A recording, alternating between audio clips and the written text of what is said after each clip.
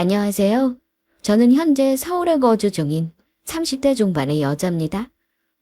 어릴 적에 즐겨 듣던 라디오 채널에도 사연을 보내볼 용기를 내지 못했었는데 사람이 큰일을 겪고 나니 어떤 용기도 생겨나는 것 같네요. 오늘 저는 여러분께 제가 겪은 일을 들려드리려고 합니다. 익명이라는 장치에 용기를 얻어서 말이죠. 저는 결혼을 하고자 예비시댁에 인사를 드리러 갔던 그날 파혼을 했습니다. 파혼이라고 표현하는 게 맞겠죠. 어쨌든 남자친구와 결혼을 하고자 찾아간 자리였으니까요. 일단 예비시댁에서 저를 마음에 들어 하지 않았습니다. 자기네 아들은 서울 4년째, 그것도 명문대를 졸업한 귀한 아들인데 고졸인 여자와 결혼을 한다는 걸 받아들일 수 없다고 말이에요.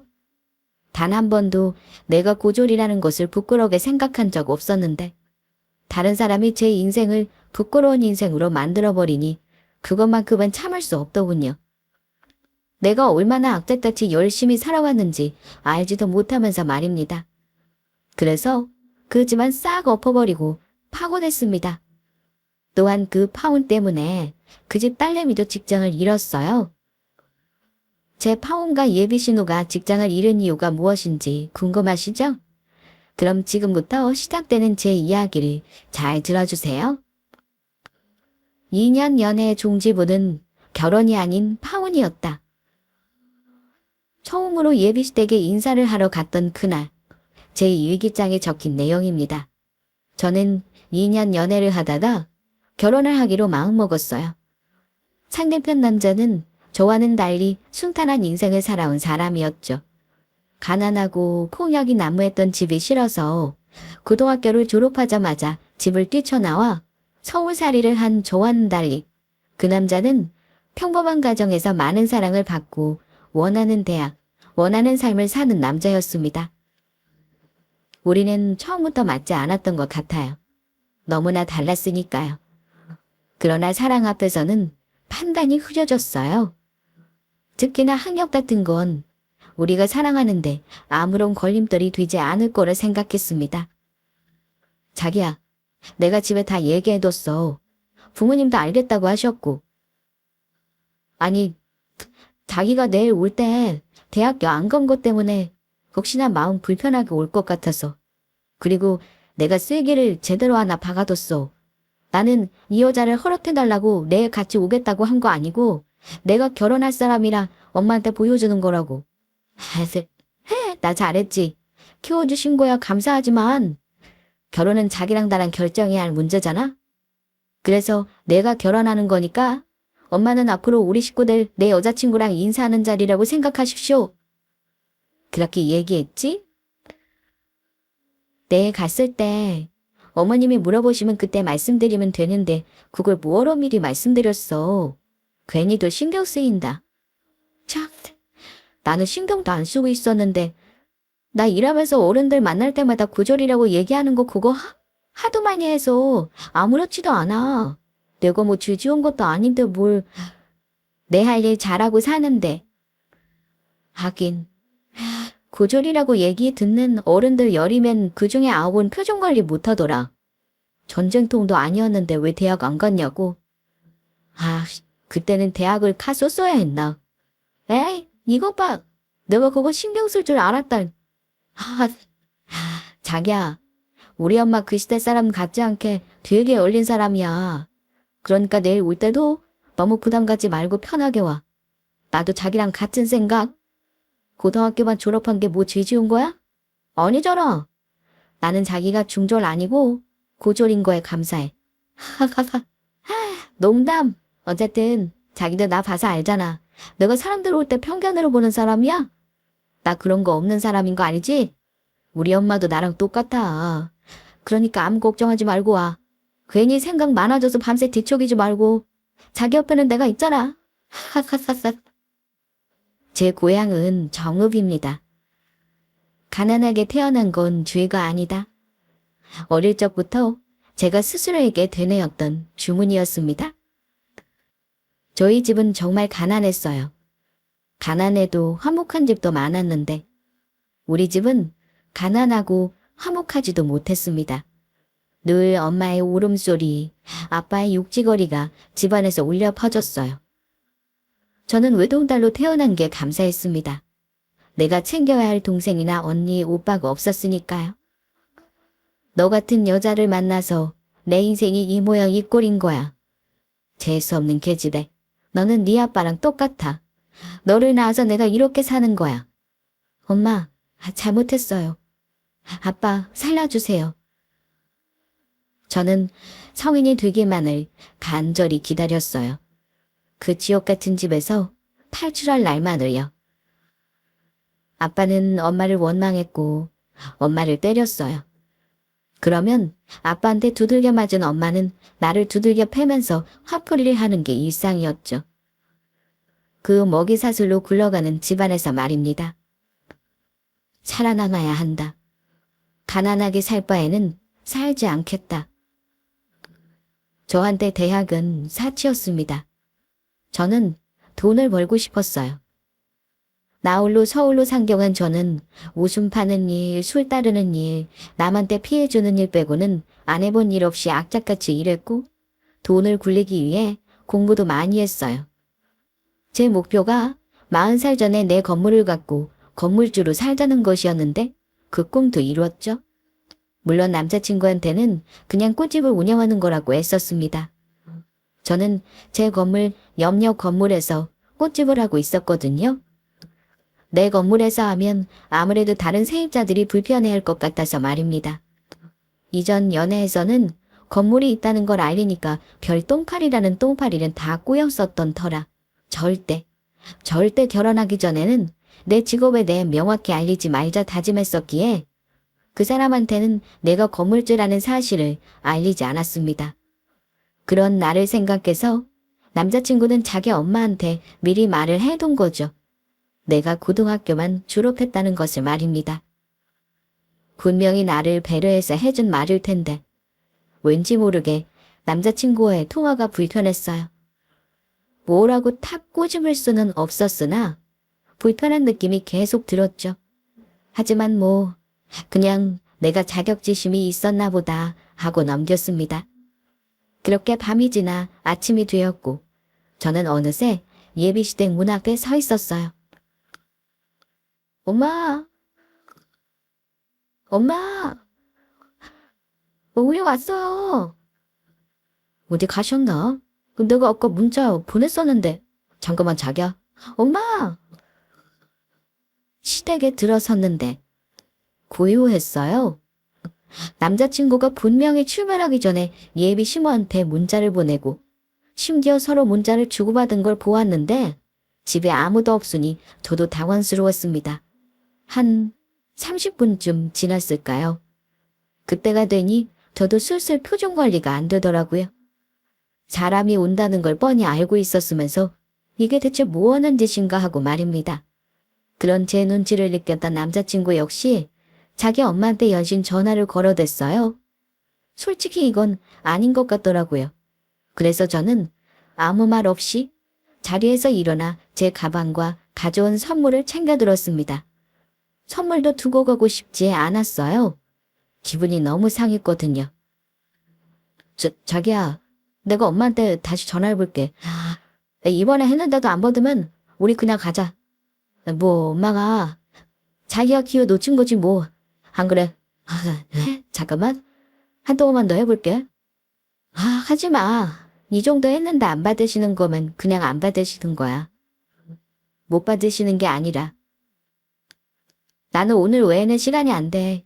그러니까 인사받고 싶으시면 어머님이 내 일정에 좀 맞춰주셔야 할 것 같은데. 오빠도 오늘밖에 시간 안 돼서 이날로 잡은 거였잖아.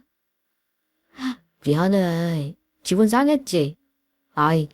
엄마가 원래 이러시는 분은 아닌데, 참. 기분 상했어. 당연히 기분 상하지. 오빠 잘못 아닌 거 아는데, 일단 지금 내 앞에 있는 게 오빠라서 오빠한테밖에 쓴소리가 안 나가네. 따라오지 마. 나 혼자 갈게. 괜찮아. 남자친구와 함께 나가서 이랬네 저랬네. 뭐를 얘기하고 싶은 기분이 아니었어요. 이거는 대놓고 사람을 피하는 거잖아요. 저 때부터 이거를 어떻게 해야 하나 이 결혼을 어떻게 해야 하나 생각이 많아지기 시작했습니다. 안절부절 못하면서 저를 따라 나서겠다는 남자친구와 현관 신발장에서 실랑이를 하고 있는데 그때 문이 열리고 예비 시어머니가 집 안으로 들어섰어요. 저를 보고서는 당황한 표정은커녕 진짜로 왔네 하는 어이없다는 듯한 표정을 지었습니다. 그 표정을 보는데 저도 어이가 없었어요. 이런 사람이 다 있지 싶었습니다. 어머머, 진짜로 왔네. 주연이 너는 엄마한테 무슨 전화를 그렇게 하니? 내가 너한테 얘기했었잖아. 나는 네가 얘기하는 거를 받아들일 생각이 없다니까는. 참네. 아가씨는 자존심도 없어요? 아이고야, 웬 선물을 이렇게 또 바리바리 들고 왔어. 어머머, 주연이 너 이 아가씨한테 말 안 했구나. 아가씨, 나는요, 우리 주연이 뒷바라지 하면서 이런저런 미래를 그려놓은 게 있었거든. 그런데 거기에 아가씨 같은 사람은 없었어. 우리 아들내미 미래, 아가씨같이 고등학교만 겨우 졸업해서 오영부영 먹고 사는 여자는 없었다고. 내 말 알아듣죠? 엄마가 뭐라고 하든 말든 나 소라랑 결혼할 거야. 내가 좋아서 결혼하겠다는 사람인데 왜 내 결혼에 엄마가 관여해? 결혼 비용도 우리 둘이 알아서 할 거고 살 집도 다 알아서 할 거야. 내가 엄마한테 결혼하는데 뭐를 못 해달라고 했어? 어쨌어? 다 알아서 하겠다는데 왜 그거를 엄마가... 소라야, 일단 들어와. 우리 들어가서 다시 얘기하자. 어? 현관 앞에 서서 이게 뭐야? 무겁게 이건 왜 들고 있어? 일단 들어가자. 엄마도 이렇게 서서 얘기하지 말고 일단 들어와서 얘기해. 소라, 우리 집에 온 손님이야. 손님한테 이러는 게 어딨어? 들어와. 들어와서 얘기해. 아이고. 그래? 어디 한번 들어가서 제대로 얘기해보자. 나는 미리 말하는데 내 눈에 흙이 들어와도 이 결혼 허락 못하니까 그런 줄 알아? 뭐예요? 아가씨는 들어가요. 우리 한번 하나부터 열까지 다 따져봅시다. 걔 중에 몇 개라도 내 마음에 들면 혹시 알아? 내가 아가씨랑 우리 지연이 결혼 다시 한번 생각해볼지? 네. 저도 어머님이 대체 뭐가 그렇게 저한테 불만이신 건지 궁금했는데 잘 됐네요. 걱정하지 마, 오빠. 나도 들어가서 얘기 나눌 거야. 그렇게 전전긍긍 안 해도 돼. 저딴 식으로 얘기를 하는데 저도 요리 받더라고요. 당신이 뭐 얼마나 잘나서 나한테 이딴 식으로 구는지 어디 한번 들어보자라는 생각으로 저도 따라 들어갔습니다. 사실 저 때부터는 이미 결혼 허락을 받는 자리가 아니라 어디 한번 해보자라는 자리로 변질되어 있는 상황이었어요. 솔직히 그 마음이었습니다. 길에 차이고 차이는 게 남자다. 그런데 세상에 나는 한 명이고 나를 지킬 수 있는 건 나밖에 없다는 마음이었어요. 내 인생을 자기가 뭔데 부정을 하는 건지. 저는 예비 시어머니라고 제 앞에 거드름을 피우며 앉아있는 이 여자꾸를 납작하게 만들어주고 싶었습니다. 세 사람이 서로 마주보고 앉아 살얼음판 같은 냉기를 내뿜고 있었어요. 대체 우리 아들은 어디서 만난 거예요? 둘이 만날 적점이라는 게 있을 수 있는 건가? 아들, 너도 참... 아가씨도 나이가 있는데 이렇게 안 될 결혼 가지고 하겠다고 아득바득 우기면서 시간 낭비하는 것보다 자기 수준에 맞는 사람 찾아 나서는 게 낫지 않겠어요? 어제 이 녀석이 하는 말 듣자니 부모랑도 안 보고 지낸다던데. 아이고, 내가 살다 내 자식놈이 이런 여자랑 결혼하겠다고 올 줄 상상도 못했네. 내가 어이가 없어서 그래요. 우리 애들 둘 남편 없이 키우면서도 어디 나가서 부족한 것 하나 없이 그렇게 잘 키웠어. 우리 애들 둘 다 명문고 명문대 나오게 했어. 내가 왜 그랬겠어. 그렇게 해야 어울리는 급이 달라지니까. 끼리끼리 만난다고. 우리 주연이 얘 서울대는 아니지만 그래도 고려대 나와서 지금 버젓이 여의도에서 일해. 어? 내가 말하는 거를 서운하다 생각하지 말고 아가씨야말로 입장 바꿔서 한번 생각을 좀 해봐요. 아가씨가 애지중지 깎아놓은 다이아몬드가 백화점이 아니라 재래식 화장실로 빠진다고 생각을 해보라고. 그러면 그걸 그냥 가만히 두고 볼 수 있겠어. 엄마, 재래식... 됐어. 그만 얘기해. 소라, 일어나. 나가자. 나가긴 왜 나가? 아직 어른이랑 대화가 안 끝났는데. 오빠 고려다 나온 거 맞아? 공부만 하느라 대화 예절은 못 배운 거 아니야? 어머니, 말씀 끝내셨으면 제가 이야기해도 되는 거죠?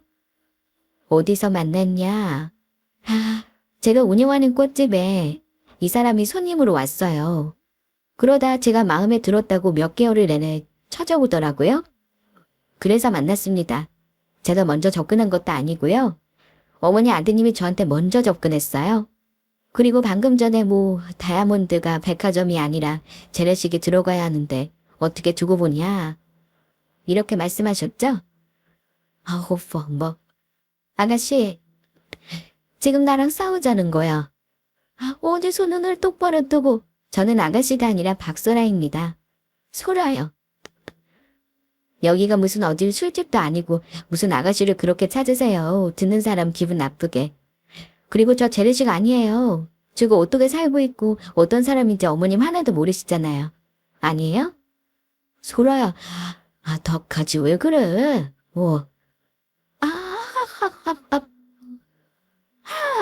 주연아, 엄마가 이거를 말한 거야. 제대로 못 배운 애들이 싸가지도 없고 예의도 없다고. 내가 이런 수준 차이를 얘기한 거라니까. 아가씨, 아니다. 소라씨. 소라씨는 노력이 없었던 거야. 알아? 소라씨가 우리 주연이랑 결혼할 생각이었으면은 하다못해 야간 대학이라도 다니면서 나한테 찾아왔었어야 하는 거 아니야? 시커는 싸가지도 없고 양심도 없고 나한테 대체 뭘로 어디를 예쁘게 보라는 거야? 싸가지가 없는 건 아니 대화할 때 매너 없이 하는 건 제가 아니라 어머님 아니세요? 오늘 만나기 싫으셨으면 싫다고 정확히 말씀하셨어야죠. 어머님은 저처럼 고졸도 아니실 텐데 어쩌면 그렇게 기본적인 예의를 모르시는지 저는 그게 의아하네요. 그리고 저 여기 예쁘게 봐달라고 온 건 아닙니다. 이 사람이랑 결혼하겠다고 결혼하려고 하는 사람이라고 인사하러 온 거예요. 오빠, 이건 좀 아니지 않아. 나는 그래도 내가 본 오빠 성품이면 오빠 부모님도 당연히 좋은 분인 줄 알았어. 이렇게 사람한테 막말하는 분이 아니라. 제 말 아직 안 끝났어요. 제가 부모님이랑 왜 안 보고 사는지 저한테 물어보셨어요? 제가 왜 대학을 안 갔는지요? 사람마다 다 이유가 있는 건데 굉장히 눈에 보이는 것만 쫓는 스타일이신가 보네요. 어머님이 이런 분이신데 저야말로 어떻게 어머님을 좋게 보겠어요? 뭐라고? 야, 너 지금 나한테 뭐라고 했어? 네가 뭔데 나를 좋게 보느니 마느니 병따질이야? 누가 너한테 찰보이 60대? 허허머머. 서주연, 너 이 결혼 절대 못해. 알아? 너 이 결혼 할 거면 나 죽는 꼴 보는 거야. 알겠어? 저는 그 정신 나간 여자가 하는 소리에 단 한마디도 치지 않았습니다. 말에 오류가 굉장히 많은 사람인 것 같길래 제가 고쳐줬어요. 어디서 감히. 자기가 뭔데 다른 사람이 살아온 인생을 함부로 평가를 하는 거죠. 이런 말하는 게 어떻게 들릴지는 모르겠다만 누가 누구한테 잘 보여야 한다는 게 그게 맞는 것인지 저는 그 말 자체가 이해가 안 됩니다. 전날 제가 결혼하려 했던 그 남자의 엄마는 저를 자기 아들과 결혼하려고 하는 사람, 남의 집 귀한 자식으로 보는 것이 아니라 급이 맞는지 안 맞는지 저를 그런 상품으로 보고 있었어요. 예비 시어머니와 제가 대화 같지 않은 대화를 주고받는 도중에 집에 새로운 인물이 들어섰습니다. 뭐야? 누구 온 거야? 엄마! 오빠가 벌써 들어왔어. 남자친구의 동생이자 저의 예비 시누이가 될 뻔했던 그 여자가 들어섰죠. 저와 예비 시누이는 눈이 마주치는 순간 그대로 얼어붙었습니다. 마치 정지 화면처럼 말이에요. 저보다도 예비 시누이가 더 놀란 상태였죠. 아, 사장님, 여기 왜 계세요? 보여? 뭐야 지금? 오빠가 만난다는 사람이 아니, 조 사장님이야 정말로. 우와, 이거 진짜 말도 안 된다. 이게 대체 무슨 일이야? 아니 정말이야. 엄마 아들이 사람 보는 일 있네. 나는 저 인간 저부터 이제 누굴 만나려나 걱정하고 있었는데. 우와, 오빠 진짜 대박이다. 엄마, 저 언니한테 잘 보여야 해. 지금 저렇게 귀한 손님이 왔는데 겨우 커피 한 잔 준 거야. 예비 시누이가 호들갑을 떨자 남자친구는 물론이고 예비 시어머니였던 그 여자도 이게 대체 무슨 상황인가 하면서 상황 파악을 하려고 애쓰고 있었습니다. 저는 그 상황에서 무슨 이런 악연이 있나 싶었죠. 저는 예비 시누이와 초면이 아니었습니다. 예비 시어머니와도 대화를 나눈 게 처음이 아니었던 거죠. 일단 예비 시누이는 제 건물의 세입자였습니다. 제 건물에서 카페를 운영하고 있었어요. 예비 시누이의 얼굴을 보는데 저는 예비 시누가 저희 건물에 들어오기 전에 있었던 일을 떠올랐습니다. 그때도 예비 시어머니는 진상이었어요. 아니 우리 애가 처음 사업을 시작하는 건데 가게 자리가 워낙 좋더라고요. 부동산 사장이 말하는 거 들어보니까 건물주 되는 분이 젊은 분이라길래 대화가 좀 잘 될 것 같아서 제가 전화를 드렸어요. 저는 세입자와 계약을 할 당시에 일부러 대면을 하지 않아요. 부동산을 전적으로 맡기고 계약을 하죠. 그런데 예비 시누이가 저희 건물에 들어오기 전에 저는 전화 지옥에 시달렸습니다. 다름 아닌 예비 시모한테 말이죠. 무슨 초등학교도 아니고 살다 세입자가 될 사람 부모한테 전화를 그렇게 받기는 처음이었습니다. 그때 제가 어린이집 교사들의 노고를 이해할 수 있게 되었어요. 예비 시모가 저한테 계속 전화를 걸어온 이유는 월세를 좀 깎아달라고 아니었고 시설을 고쳐달라고 아니었습니다. 차라리 그런 요구였다면 괜찮았을 거예요. 아니, 저기 계약하기 전에 이것저것 좀 부탁드리려고요. 우리 딸의 얼굴을 보셨으려나? 우리 딸이 얼굴이 좀 예쁘장해요. 그래서 대학 다닐 때도 남자애들이 어찌나 쫓아다녔던지. 그런데 이게 여자 혼자 장사하다 보면 밤늦은 시간에 애가 마구마구 나올 텐데 애 치안이 좀 걱정돼서요. 이 건물에 뭐 범죄자나 그런 사람들이 세입자로 있는 건 아니죠? 그 집안은 어때요? 가게 자리 둘러보니까 앞에 CCTV 2대밖에 없던데 좀 더 설치해주세요. 애가 안전하게 오가고 해야 하니까. 이거 그렇게 어려운 부탁 아니죠? 이것만 해주면은 제가 계약하라고 할게요. 어때요? 그리고 사장님 건물 주시니까 늦은 시간에 세입자들 안전 생각해서 경비를 더 늘려주시거나 아니면은 사장님이 밤에는 가서 좀 돌아주셨으면 좋겠는데. 결혼하셨어요? 결혼하셨으면 남편분이랑 같이 나오시면 딱 좋겠네. 저게 말이 되는 요구라고 생각하세요? 저는 저런 얘기를 건물을 갖고 있으면서 처음 들어봤습니다. 저런 말도 안 되는 요구를 말이에요. 저것뿐만이 아니었어요. 아우, 이렇게 자꾸 전화드려서 어떡해요. 계약하고 싶은데 딱 하나가 더 걸리는 게 있어가지고. 월세가 다른 데보다 좀 저렴하잖아요. 건물자리가 나쁜 것도 아니고 번화가에 있는 건데. 혹시 뭐 여기 가게 자리에서 무슨 일이 있었던 건가 싶어서. 왜? 집도 그런 거 있잖아요. 살인사건 났거나 뭐 큰일 났던 자리는 집주인들이 가격 싹 내려서 어떻게든 세입자 구하려고 하는 거, 뭐 그런 거 있는 건가 해서요. 코로나 때문에 다들 힘들어 하시니까 제가 월세를 내린 거예요. 그리고 지난번에도 제가 말씀드렸었는데 걸리는 게 많으시면 굳이 저희 건물에 안 들어오셔도 돼요. 그게 저도 마음이 편할 것 같고요. 시설에 문제가 있다거나 하는 거로 저한테 얘기하시는 거야. 그건 당연한 거지만 이거는 좀 지난번부터 지금 한 달 가까이 이런 거로 저한테 전화 주시는데 저도 더 이상은 불편합니다. 아니 당연히 계약하기 전에 이것저것 요구할 수 있는 거 아니에요. 어머머, 건물주 행세하는 거예요 지금?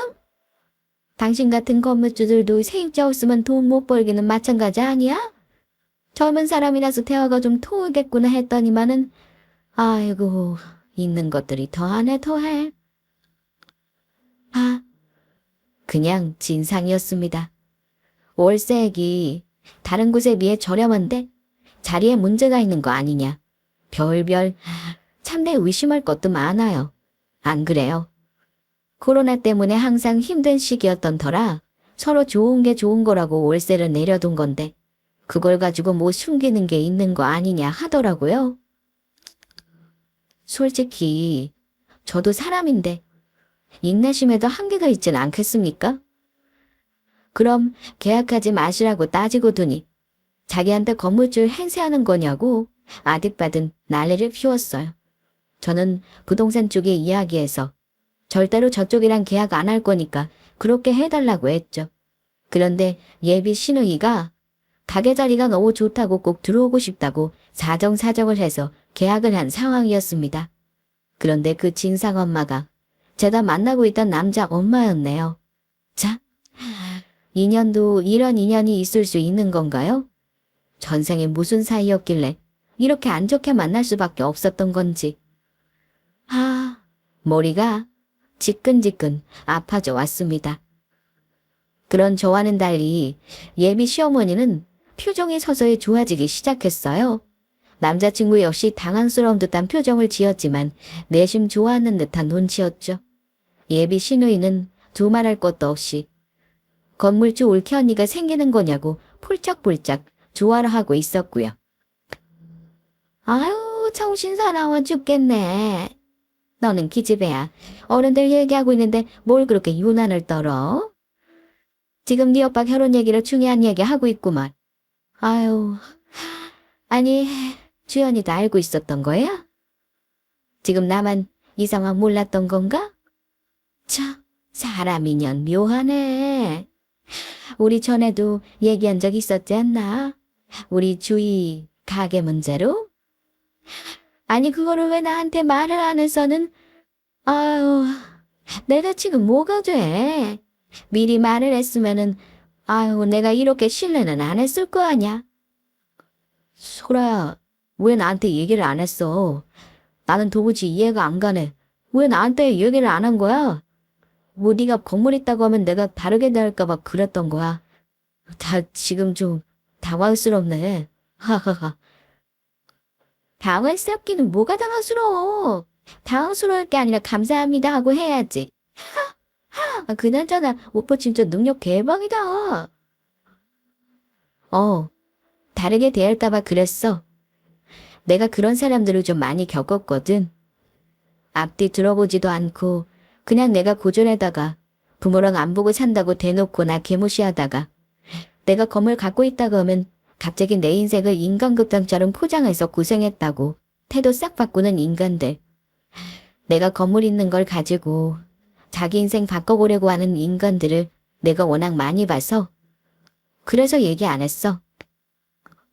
제가 저런 식으로 이야기를 하자 예비 시어머니, 예비 시누이는 옆구리를 콕 찔린 것처럼 꽤나 당황스러워했습니다.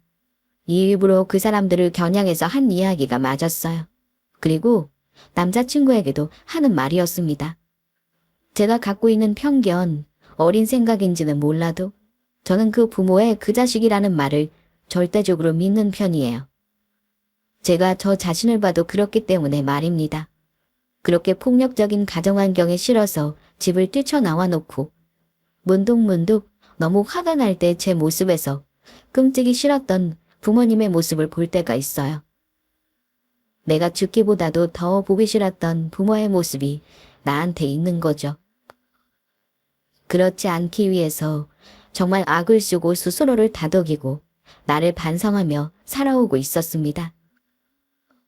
그렇다면 내 남자친구라는 사람은 엄마라는 여자가 하는 말과 행동을 보았을 때는 남자친구도 그런 사람이 아니라는 확신을 가질 수는 없잖아요. 그래서 저는 예비 시어머니를 보고 난 후 남자친구에 대한 경계심이 생겨났죠. 어쩌면 저 사람이 자기가 고졸인 거 엄마한테 미리 말했어라고 한 것도 저를 위해서가 아니라 자기 자신을 위해서 한 소리가 아니었을까라는 생각도 들었습니다. 내가 그런 사람 아닌 거는 그거는 자기가 더 잘 알잖아. 미리 말해줬으면 이렇게까지 상황이 안 왔을 텐데. 미리 말을 해줬으면 이런 상황까지 안 왔을 거라는 말이 무슨 소리야? 내가 건물주라고 미리 말 안 했으면 어머님이 나를 이렇게까지 개무시하지는 않았을 거라는 거야? 그럼 이게 지금 내가 잘못한 거라는 거네. 어머님 말씀해 보세요. 제가 건물 갖고 있다고 말했으면 이 결혼이 순탄하게 잘 갔던 거예요. 어머님 이때까지 말씀하신 거대로라면 제가 건물을 갖고 있건 뭘 갖고 있건 그건 아무 상관없는 거 아닌가요?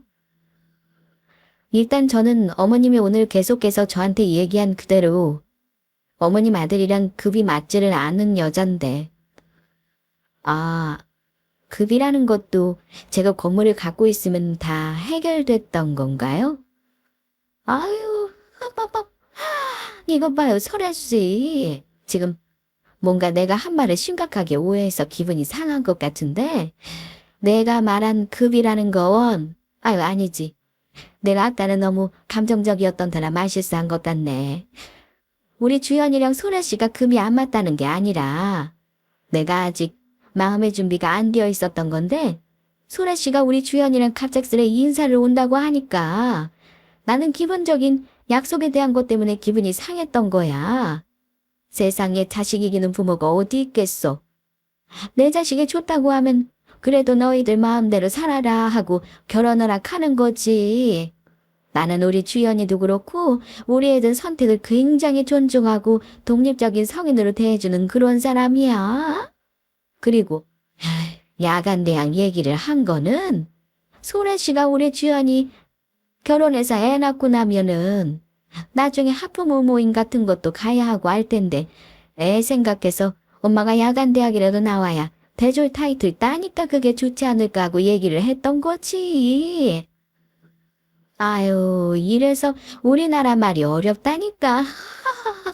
난 참 같은 말을 해도 이게 아다르고 어달라서 얘기하는 사람 마음이 그대로 전달이 안 돼. 소라씨, 이제 좀 오해가 풀렸어요? 내 말 무슨 뜻인 줄 알죠?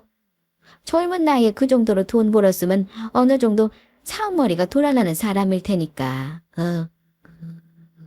말인지 방귀인지. 저 여자는 자기가 하는 말이 무슨 소리인지 알고나 짓거린 것이었을까요? 하루가 지난 것도 아니고 한 달이 지난 것도 아닌데 불과 몇 분 전까지만 해도 자기 아들을 똥통인 제가 끌고 내려 들어가는 것처럼 몰아붙이면서 그렇게 사람을 무시하더니만 그렇게 자기 수준에 맞는 사람 만나라고 사람을 무시하더니 참네. 제가 건물 갖고 있다는 걸 알고 나자 저런 식으로 자기가 했던 말을 싹 바꾸는 게 아니겠어요? 남자친구라는 사람이 했던 말에서도 그 사람이 어떤 속내를 갖고 있는 사람인지 알 수 있었습니다. 진작 말했으면 상황이 이렇게까지 안 되지 않았겠냐. 저 말이 뭐겠어요? 그놈도 자기 엄마랑 같은 생각을 갖고 있었다는 뜻 아니겠습니까? 자기 엄마한테 저처럼 표현을 안 했을 뿐 그 사람도 결국에는 자기 엄마와 같은 생각을 가진 사람이었던 거죠. 글쎄요. 어머님이 오늘 저한테 내내 말씀하셨던 것처럼 저는 대학 문턱도 못 밟아본 사람이라 이 말했다가 저 말했다가 하는 어머님 그 대화 방식을 이해를 못하겠네요. 어머니 말씀대로 그냥 제 수준에 맞는 사람 만나서 결혼하는 게 좋을 것 같아요. 저는 이렇게 돈 가지고 사람 금나누는 장르랑은 수준이 맞지를 않아서요.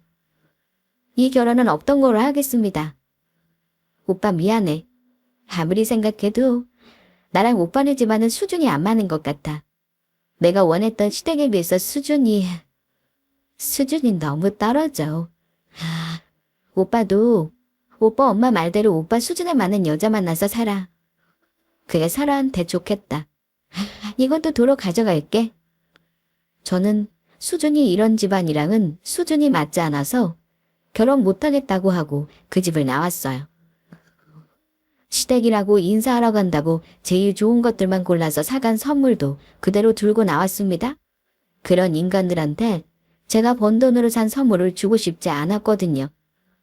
당신네들과 수준이 안 맞아서 결혼 못하겠다라고 한 제 말이 예비 시어머니한테는 꽤나 충격이었던 모양이죠. 그전같이 제 말에 반박도 못한 채 우물쭈물 서 있기만 했습니다. 남자친구는 자기 집을 나서는 저를 붙잡으려 뒤쫓아 나왔고요. 제발 자기랑 얘기 좀 하자고 뭔가 오해가 있는 것 같다면서 남자친구는 끈질기게도 저를 뒤쫓아왔어요. 그 와중에 제 머릿속에는 안전이별이 퍼뜩하고 떠오르는 게 아니겠어요? 저도 그때 제가 왜 그런 생각이 든 건지 어이가 없었습니다. 저렇게 깽판을 치고 나온 와중에 안전이별을 떠올리다니요. 끊임없이 나오는 뉴스가 거의 다 헤어지자는 통보에 앙심을 품고 전 연인에게 해를 가했다. 뭐 이런 내용이어서 그랬었나 봐요. 안전하게 살아야겠다는 생각에서 말입니다. 그래서 일단 자리에 멈춰서서 얘기를 마무리 짓기로 했어요. 완전히 끝내기 위해서 말입니다. 소라, 너 그렇게 하고 가버리면 어떻게 해? 우리 엄마가 너한테 말 실수한 거 그거 우리 엄마도 많이 미안해하고 있어. 너 그렇게 나가버리고서 엄마 때문에 내 결혼이 어그러진 것 같다고 울고불고 난리도 아니야.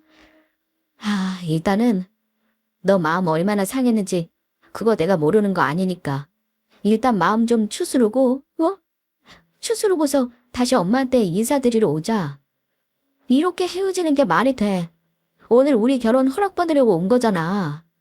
그런데 이렇게 말도 안 되게 갑작스럽게 헤어지는 게 어디 있어. 너무 감정적으로만 생각하지 말고. 오빠 어머니가 나한테 말 실수했다고. 오빠. 우리 말은 바로 하자.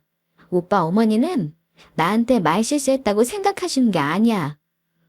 말 실수했다고 절대로 생각 안 하고 계셔. 어머님이 정말로 나한테 말 실수했다고 치자. 그럼 어느 정도 하다가 나한테 사과를 하고 말을 다르게 했었어야 하는 거 아니야. 사람이 실수하면 사과를 해야지. 어머님이 나한테 사과를 했어. 아니면 뭐 말을 다시 고쳐서 하기를 했어. 나 지금 전혀 감정적이지 않아. 내가 아까 그 자리에서 감정적이었으면 진작에 깽판 치고 나와버렸어. 나 지금 굉장히 이성적이야. 이성적으로 생각해보니까 이 결혼하는 순간 내 인생이야말로 재래식 화장실에 잠겨버릴 것 같아서 결혼 안 하겠다고 한 거야. 그게 대체 무슨 소리야. 너랑 내가 결혼을 하는데 왜 네 인생이 그렇게도 해? 너 나 못 믿어? 아까도 내가 내내 엄마한테 뭐가 됐든 간에 너랑 결혼할 거라고 하는 거 그거 못 들었어? 너도 들었잖아. 들었지. 들었어. 나도 오빠만 믿고 결혼하려고 여기까지 온 거였는데 아까 오빠 말하는 거 들어보니까 내가 판단을 잘못했던 거더라고. 뭐 진작에 얘기했으면 상황이 달라졌을 거라고. 결국 오빠도 오빠 엄마랑 똑같은 생각을 하고 있었던 거야. 내가 건물이 있으면 그걸로 고졸인 것도 다 커버할 수 있고 내가 우리 엄마 아빠랑 인연 끊고 사는 것도 커버할 수 있겠다 싶었던 거지. 내 말이 틀려? 나는 있잖아. 오빠가 그 말만 안 했어도 오빠랑 결혼해보려고 했을 거야. 그런데 오빠가 그 말 하는 순간 우리는 그냥 끝났어. 그러니까 우리 좋게 헤어지자. 헤어지고 서로 수준에 안 맞는 사람들 만나서 결혼하든 연애를 하든 하자. 내 말 무슨 뜻인지 알지? 오빠 고려대 나온 사람이잖아. 머리 좋은 사람. 내 말 이해했으면 더 이상 붙잡지도 말고 찾아오지도 말고 연락도 하지 마. 나 오빠랑 깔끔하게 헤어지고 싶어. 똑똑한 놈이긴 했나 봐요. 제가 저렇게 이야기를 하자 그 자리에 서서 저를 쫓아오지도 저를 붙잡지도 않더군요. 그렇게 저는 파혼을 했습니다. 시누이가 될 뻔했던 그 여자는 제가 아무것도 하지 않았는데 자기가 가게를 정리하고 나갔어요. 뭐 저야 고맙죠. 더는 그 집안 사람들과 엮이지 않아도 되니 말이에요. 제 파혼 스토리는 여기서 끝이 납니다. 뭐 그 당시에는 내 인생이 서럽기도 했지만 그런 생각은 잠시뿐. 지금은 오히려 그날이 제 인생을 구원해준 날이라고 생각하며 감사하게 여기고 있어요. 똥통 집안을 묶일 뻔한 나를 구한 날이라고 말입니다. 이렇게 이야기를 털어놓고 나니 속이 시원해지네요. 그럼 여러분도 사이다 가득한 하루를 보내시기 바라며 이만 글을 마칩니다.